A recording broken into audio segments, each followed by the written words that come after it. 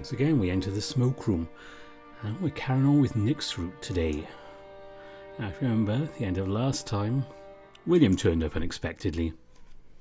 Sam, sorry to bother you right now, but I have a few questions. Is Nick in there? Was told he was a customer last night. It takes everything in me not to look to the right when Nick just stays frozen up against the wall. Nick is putting me in a pretty bad situation right now. I could just lie, it'd be pretty dang obvious what's going on if I don't let William in. I usually let him in, no problem. But I can tell that Nick is pretty horrified of being caught with his pants all the way off. I don't want to lie to William. He doesn't like being lied to. I can only imagine it'll be worse if I'm caught in such an obvious one. So I do the only thing I can think to, which is absolutely nothing. I just stand there frowning at the floor while my brain just grinds to a halt, kind of like it did last night.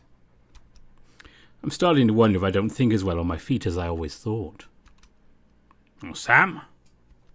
William looks confused, then annoyed. Christ, Sam, is he really... Nick finally brings our pointless shifting around to an end, thank God, as he steps out from against the wall. Good morning, William. William only pauses for less than a second before continuing on like nothing had happened. There you are, Nick. Morning. Then there's another few seconds of quiet. I think all of us are just really conscious of Nick's prick hanging out. Seeing another man naked isn't exactly out of the ordinary, depending on where you're at. Especially in the brothel, but because it's right here, in the brothel's smoke room, well... we're all a little embarrassed about it, even if we're all a part of it. Nick clears his throat. Yes, I did not want you to have to see my bare fur, so I thought I should hide myself. But I realised I was causing more trouble and... No problem, Nick. Why don't you put your pants on in the meantime so you can get more comfortable? I'll have a few words with the two of you. Yes, of course. Nick looks around, sees his crumpled up trousers on the floor, then hurries over them, one giant paw trying to cover up his privates. He has to let go of them when he's stumbling back into his pants. They sort of flop around between his legs. William glancing over for only a moment before fixing his eyes on me. Really, I'm sorry to interrupt your business, Sam, but this concerns the both of you, and I doubt I'll get you together again anytime soon. My brain is catching up to the situation, finally, and that horrible pit of dread starts making its home in my guts again, reminding me just how far away I am from being free of it. What about? I'm at least more calm than I had been when Nick confronted me last night. Actually, I feel a lot better than I think I should, and I start to wonder if maybe that's because Nick is kind of sharing this with me now. A burden to share. I put on my trousers. I can see that. I'm starting to feel fidgety with all this small talk. William made this sound important, but he's sure taking his sweet time to get to the point. So I'm going to ask a few questions that might seem a bit tough. If you think you can handle that. He's looking right at me. I look right at Nick, but he looks at the floor. Did he tell William something? Already? Sam.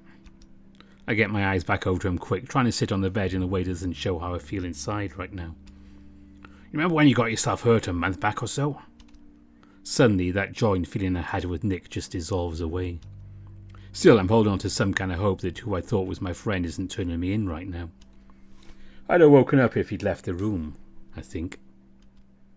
Yeah, I think so. Memory's fuzzy having my brain shook up like that. Well, I think you can recall where it might have happened. Well, I know you weren't sure last time, or maybe something jogs your memory. I put on a show of thinking about it hard, but then I shrug. William sighs deeply, looking over to Nick. Nick, can you tell Sam where you saw him coming from after he was mugged? I look back at Nick, wondering if my feeling of deep betrayal is showing in my eyes. It must be because he looks away again as soon as I do.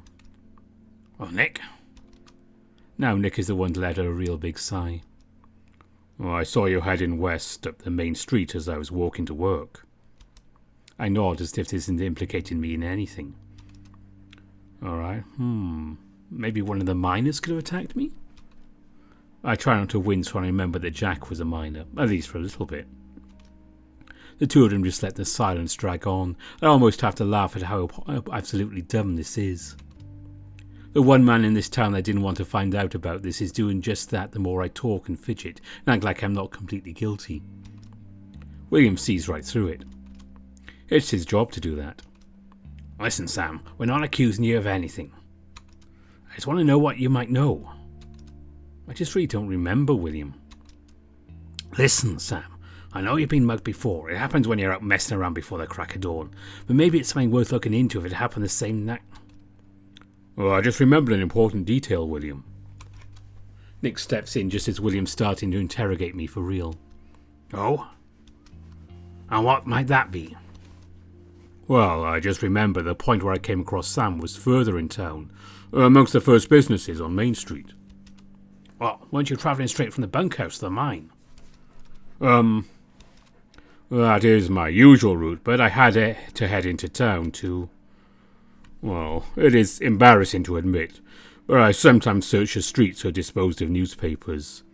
I'm short on money, and I like to know what might be happening back east where my family live. Well, not to mention what might be happening to family in my home country as well. Wait, what? Good God, I don't know what you two are up to right now, but what I don't need is for you to waste my time. You're going to report something, keep it accurate. If you don't want me to find out, then don't tell me at all. I'll figure it out on my own. William, it was a month ago. My memory's also fuzzy. Fantastic. Why don't you come to my office if it clears up? In the meantime, I'll be keeping this in mind. Getting yourself involved in this murder is the last thing you or I want. Be careful from here on out. William slams the door, leaving us both in a stunned silence. I stare at the door, then over at Nick. Nick, why the hell did you do that? Well, you know I had suspicions earlier. You could have warned me. I kept saying I didn't want William to know. I make an effort to lower my voice. Well, it was a bit late by then. I told him before I met you last night. Weren't you worried about what he might do to me, though? William's a good man. I knew I could trust him, and I know you well enough to know that Jack was the troublemaker in this situation. Troublemaker sounds like a mighty light word for what he did. Then you ended up interrogating me harder than even William did just now. Well, I had to get the truth from you quickly. We are now in a better position. Except for with William. You saw how mad he was. Well, yes, that was my fault. You walked back what you said. Well, you looked distressed. I wanted to help you. Yeah, well, you might as well have never told William in the first place. Now he's really suspicious about the two of us. Oh, yes, it was a bad situation. I did not expect to show himself here in your room. It happens. Often? Often enough. Nick stands there looking around. Well, I am late for work. I think I'll go into the back entrance to get your coins today during my lunch, if they are still there. Wait, really? Well, of course. I assume it took you quite long to save up double eagles. It did. A better part of 2 years. How do you know where it is? Well, I helped move the body, so I know where it happened. It's quiet again. Then the badger stoops to grab up his shirt. Well, come by again tonight, between your appointments. All right. Thanks, Nick. Well, no thanks needed. I will see you tonight. I stay sat on the bed as I stare at the floor. It's not often someone does something nice for me without expecting something else in return. Cynthia does, but that's about it. I feel that warm feeling for Nick come back in my chest. I feel myself smiling a little. I guess he's only looking out for me by telling William what he did. Even if we kind of ruined it, convincing William right off the bat would have been good. Maybe we should come clean with a coyote? And that would be half my worries gone if you believe me. But that's an if that I'm not really ready to take chances on right this minute. I need a break from all this confessing. I sigh, wondering if maybe I should told Nick exactly where I dropped the coins. I don't like the idea of him fumbling around where... Well, Nick would be okay. Whatever happened in there, it was after me and me alone for killing a man.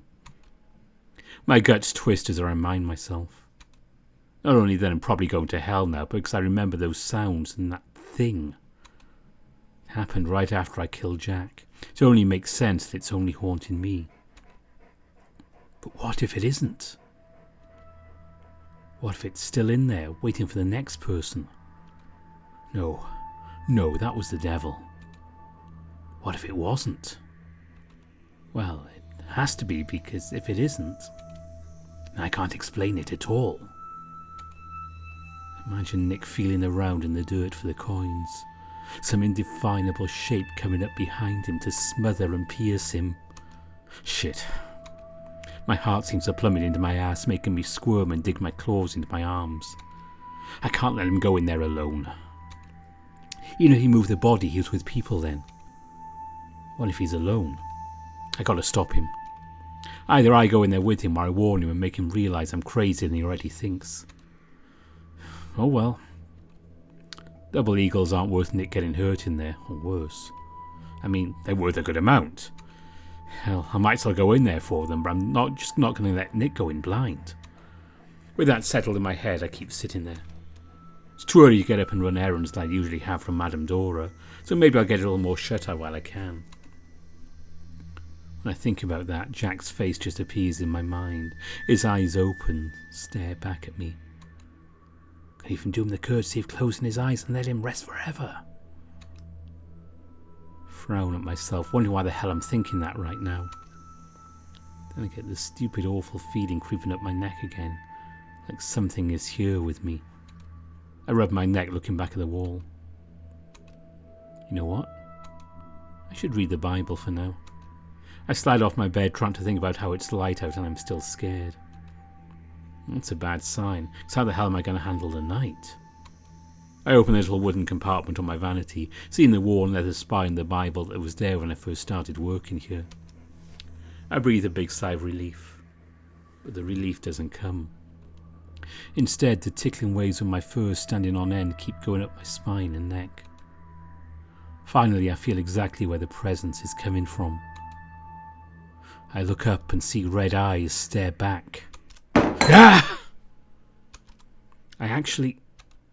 I jump from seeing my own goddamn reflection. I stare at myself. I look like I can't believe what just happened is on my face. I laugh in a loud, hollow sort of way, because it should be funny, but isn't at all.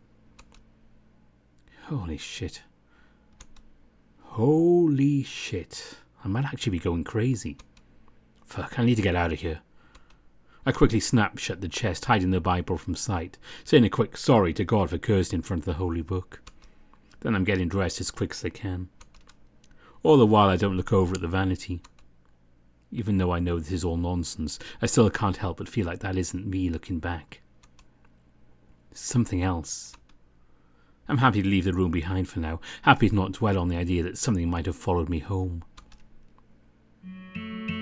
This room is quiet, bright with the sunrise coming in through the windows.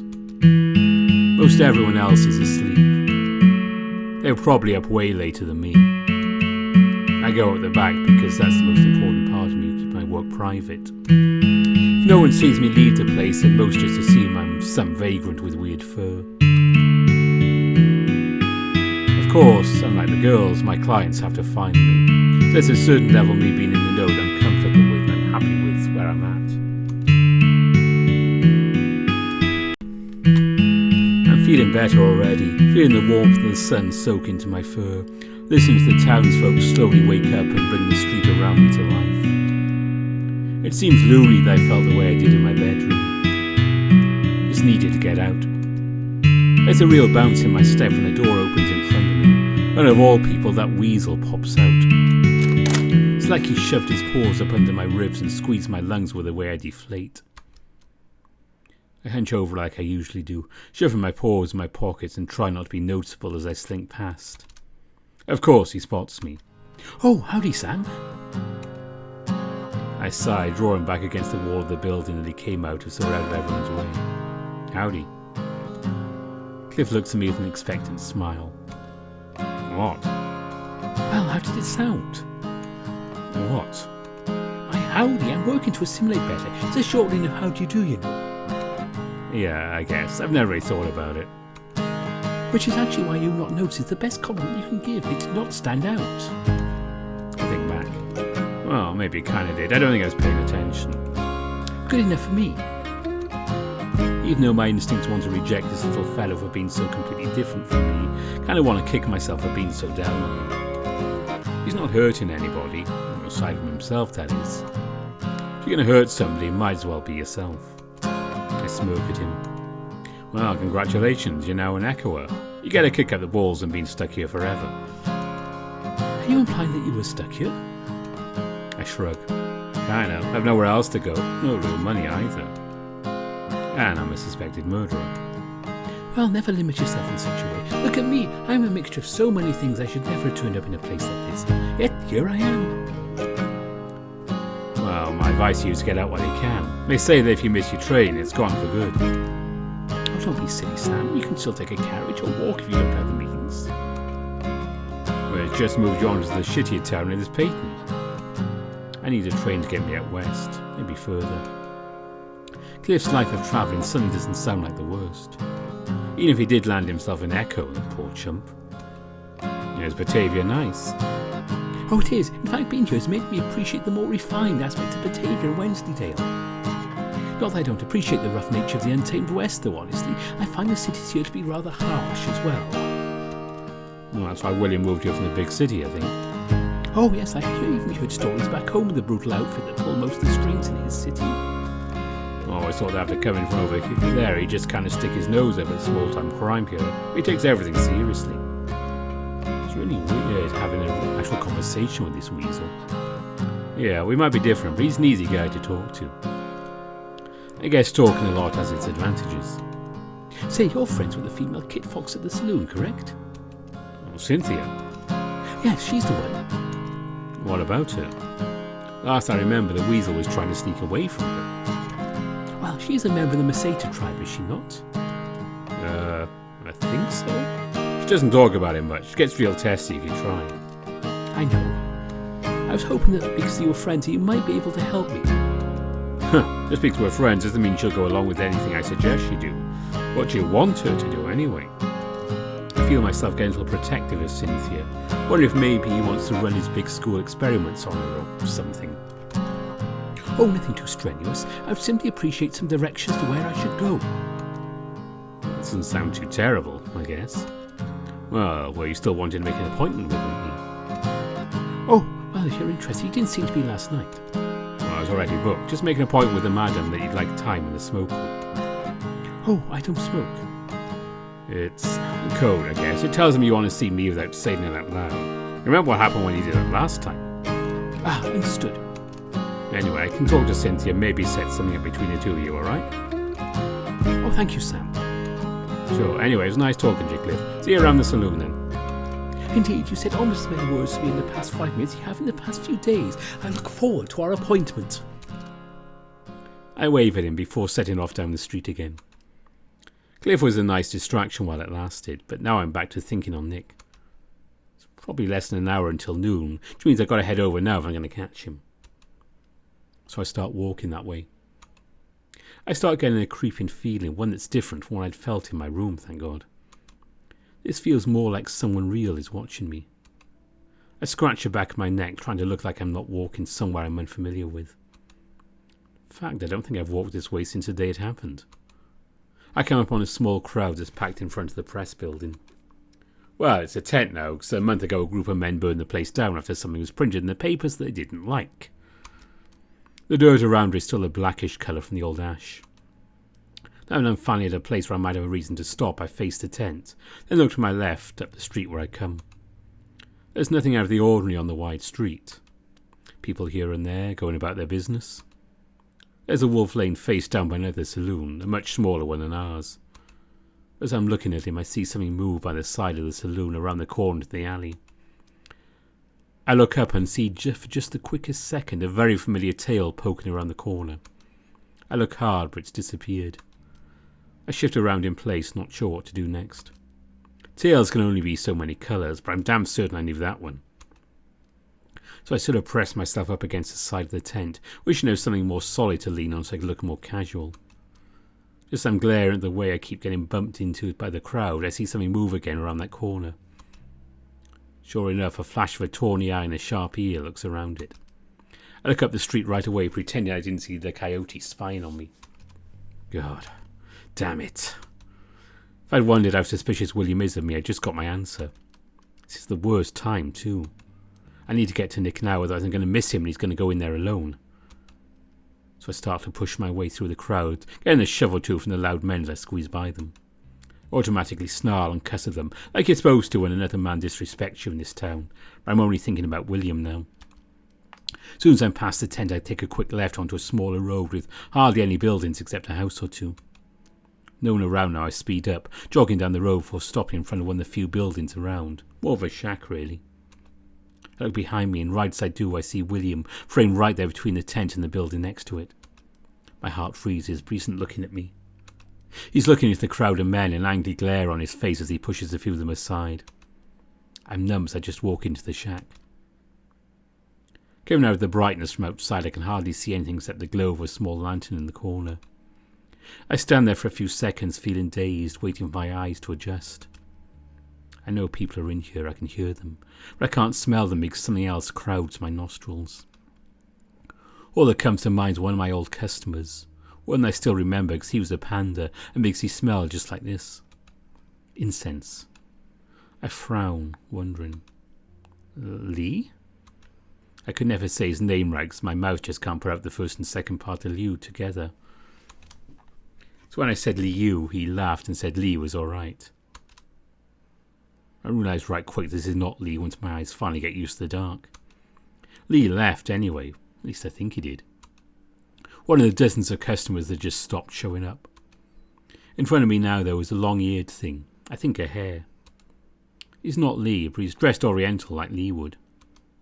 And he starts talking to me that language that's way too fast for me to even get a hold on. Then he points at the door. Go! That I do understand. I shift around in place, just wanting to stay a minute or two more until William isn't out there anymore. Can I stand here for just a minute? I won't bother you. I'm just... Well, the sun's getting to me. To my right, a curtain I thought was a wall whips back. What looks like a weasel with black fur sticks his head out. He says something in that same language to the hare, then he turns to me. What are you doing here? Just passing through. I'll leave in a second. I move a little to my right so I can't be seen through the entrance. The weasel talks back and forth to the hare again, then turns back to me. Did someone tell you about this place? I look at him, and at the same time he brings something up to his mouth. I focus on it because they're weird looking, and I think it's a pipe, just a really long one. Also thinking it's not tobacco in there. The weasel takes a deep puff on it. The hare turns to him too, and makes that backhand motion that he's done earlier with me. The weasel shouts back before the pipe disappears. I'm slowly understanding where I am and why the man is so mad at me. I turn to him, my paws up. I won't tell anyone. I mind my own business. I can promise you that. I'm just catching some shade while I can. I'm not going to tell them the sheriff was following me. There's another back and forth between the two of them. Finally the hare just throws his paws up and walks over to a chair in the corner he'd probably been sitting in before I burst in. I stand there, real uncomfortable, enough that I'm ready to go back out even if it's only been a minute. The weasel keeps staring at me, taking a drag from the pipe every now and then. There's a weird look in his eye, like he's staring at something miles away over my head. Your fur is very white for a mountain lion. I bristle. Yeah, well, your fur is real dark for a weasel. A sable. A what? I am a sable. Oh, never heard of that. Most here haven't. I sigh, decide I can probably go now. Would you like to try? It sends the sadness and pain away for a while. He holds up the shiny pipe, almost glittering from the light that comes in through the doorway. I watch him inhale again, then blow to light smoke in my direction. I think I catch a whiff of something else, just over the incense. Then I get a real good look at his hand and I see most of his fingers missing. His pointer and thumb stick out in ways they shouldn't, while the pipe balances between them. I start to move toward the door. You can get alcohol or morphine at the drugstore for that. I feel like I'm giving him advice, even though I know he doesn't need it. Maybe it's because I'm friends with the sheriff and I want people to follow the law, even though I don't. This is better for less money. That's important for men like me who can no longer work. I look at his hand again and he smiles. I caught it in the machinery of the mines. Now I use my feet to pick up trash for pennies. Sable looks over to the hares hunched over, looking like he's sewing something. And occasionally interpret for the men who can't speak the local language. I think whatever the guy's on, I know what it is, I just can't remember the name, is making him more talkative too. Oh, okay, well thanks for letting me stay, I'm feeling better now. I back up then because I've seen the Oriental men do it, I mow. The Sable nods and the hare snorts, roundly slipping out of the door, glad to breathe in air that isn't so heavy. I look around. No William. I sigh with relief, feeling a kick of relief and even happiness in my chest. It would have been terrible to get caught in there. Not only for myself, but the men in there too. I look at my paws, happy that they work, deciding to ask Nick about that man. Maybe that the badger needs to be more careful himself. I'm walking between the buildings toward the road to the mines when I realise I'm not feeling normal. I'm happy, and there's this feeling like I'm floating a little. Most of the worry I'd had is gone. I'm actually looking forward to seeing Nick. I smirk, shaking my head, wondering how the hell I'm feeling this different when I didn't even touch the pipe. Maybe after this, I can go back and ask a bit more about it. I walk boldly through the sagebrush, only slowing my pace a little when I remember I gotta look out for and listen for rattlers. For I know it, I'm next to the hillside where the mine is. And I stand there, paws on my hips as I stare up at the rocky slope with a grin. I scan the terrain until I see that outcropping of boulders. It's easy to recognise, their shapes haven't been burned into my mind. Still, I don't lose my smile as I start climbing up the hill on all fours. I'm out of sight of the town here, but I do wonder if the miners saw me come in. I didn't even look at the main entrance. I know I need to be more careful, but I'm not exactly in my right mind right now. Coming anywhere near these parts of town is enough to make me look suspicious even before the murder. So I sped up my pace a little, practically prowling my way up the hillside until I'm next to the boulders. I look around for a place to sit, then just crouch there, appreciating everything for the time being. I even let myself think about how good my future looks. I wanted to get out of here since I got here, and now I sort of have to leave. Maybe, if things go right, I can ask Nick to go with me. I always hear they got more gold out there, even if the heyday is over. Nick might like that. As time passes in the queerest of ways, I start to wonder if maybe I miss noon, but then I actually laugh when it goes off. I wasn't too late, not at all. I lean my head against the boulder, just waiting for Nick to come along. I really want to see him. I want to talk to him. Really talk to him, not let his need to look aloof bring the conversations up short. Maybe when we're walking through the mine. I glance up at the boulders and stare for a second. I see what I think are hands, paws of a bunch of different creatures reaching out of the opening like a bouquet of flowers. I stare, then blink. It doesn't go away. So I do the next thing I can, and that's just closing my eyes again, enjoying the haze. Yeah, that's creepy, but I breathed in Oriental medicine for several minutes, so who knows what the hell it can make you see. Hand reaching out of a fucking mine, I guess. I chuckle quietly to myself, wishing I could see the world this way all the time. Then I hear footsteps, and I perk up with excitement. Then I hear talking, so I keep crouched in case it's not Nick. But sure enough, I hear his voice rumble out. That's finally when I stand up, only realising the ghostly reaching paws are gone when I'm staring into where they used to be. Oh, hey, Nick. Oh, Sam, what are you doing? Well, after you went and left, I realized I didn't tell you a lot of things about the mines, what happened down there. You mean about the crime? I don't say anything because I can see that someone's rustling around behind Nick. I frown and stare, and Nick jumps aside, gesturing to whoever he brought along. Well, I wanted some assistance, so I brought Yao with me. He's very good with memorising the mines, far better than I. I frown deeper, the words I've been wanting to say to Nick getting caught in my throat. How am I going to talk to Nick about what I saw with this guy around? Oh, hello.